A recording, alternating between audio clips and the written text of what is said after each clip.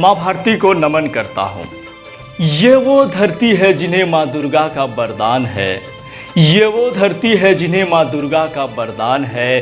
कभी वो लक्ष्मी बाई बनी, कभी रजिया सुल्तान है। नारी हर घर ग्राम की दुनिया को संदेशा है। यही है नायडू, यही कल्पना, यही तो मदर टेरेसा है।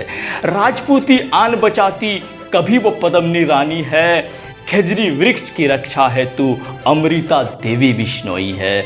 और सिंह सवारी करती नारी, जहां अश्रुओं के संहार में मस्तक ऊंचा कर दिया नारी। माँ भारती के समर्पण में, माँ भारती के समर्पण में। भारत के इतिहास को जितना समझा जाए उतना कम है, क्योंकि इतिहास बलिदानों से भरा है, कुर्बानियों से भरा है, संस्कृतियों से भरा है, परंपराओं से भरा है, भावनाओं से भरा है। हमारी इतिहास हमारी कल्पनाओं से भरा है। लेकिन जब बलिदान से भरी हुई परंपराओं के दम पर भावनाओं से जुड़ी हुई विश्व की सबसे बड़ी ऐतिहासिक घटना को भुला दी जाए तो लगता है कि कुर्बानियाँ बेकार चली गई। जी हाँ, कुछ ऐसा ही हुआ राजस्थान के जोधपुर के खेजड़ी गांव के उन 363 बलिदानियों के लिए, जिन्होंने वृक्ष की रक्षा के लिए अपनी बलिदान दे दिया था। उनका ये मानना था कि सिर सांठे रुक रहे फिर भी सस्तो जान, यानी कि सिर कट कर भी पेड़ की रक्षा की जाए तो ये काफ़ी कम है, काफ़ी सस्ती है। जी हाँ मेरे प्यारे मित्रों, आज हम आपको इतिहास से जुड़ी हुई एक ऐसी घटनाओं से रूबरू कराएंगे जो केवल इतिहास में पहली बार घटा। आज हम बात करेंगे माँ भारती के वीरांगना अमृता देवी बिश्नोई की। हम बात करेंगे खेजड़ी गांव के 363 बलिदानियों की। राजस्थान के बिश्नोई समाज के बीच में ये मान्यता थी कि सिर सांठे रुक रहे फिर भी सस्तो जान, अर्थात इसका मतलब ये होता है कि सिर काट कर भी यदि वृक्ष की रक्षा की जाए तो ये काफ़ी सस्ती होगी।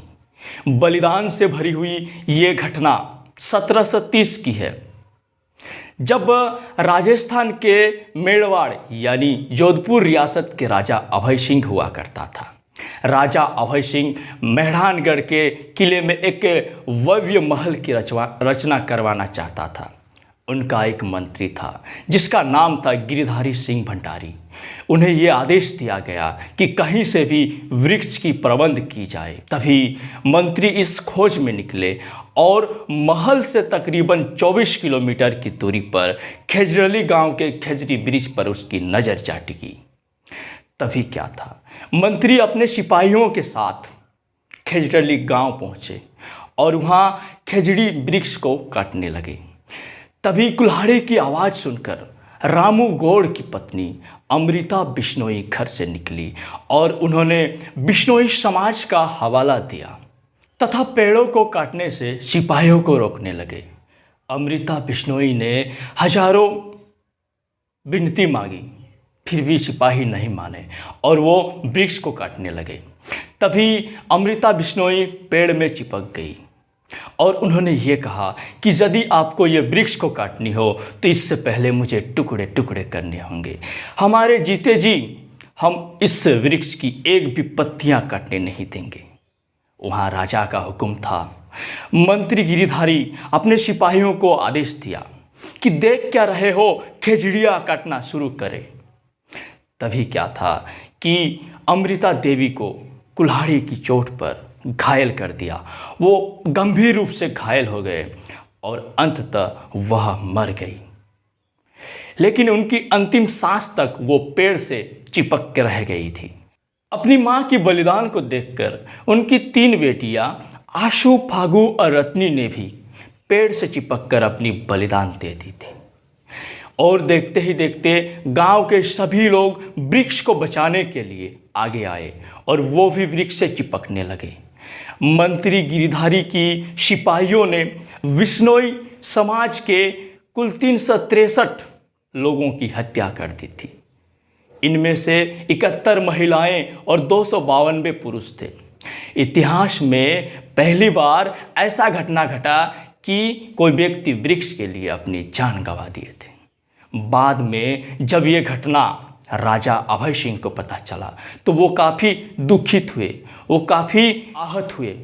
उन्होंने गांव आकर बिश्नोई समाज के लोगों से माफ़ी मांगी और ये आश्वस्त किया, एक दानपत्र में उन्होंने ये आश्वस्त किया कि बिश्नोई समाज के लोग जहाँ भी रहेंगे वहाँ वृक्ष कभी नहीं काटे जाएंगे।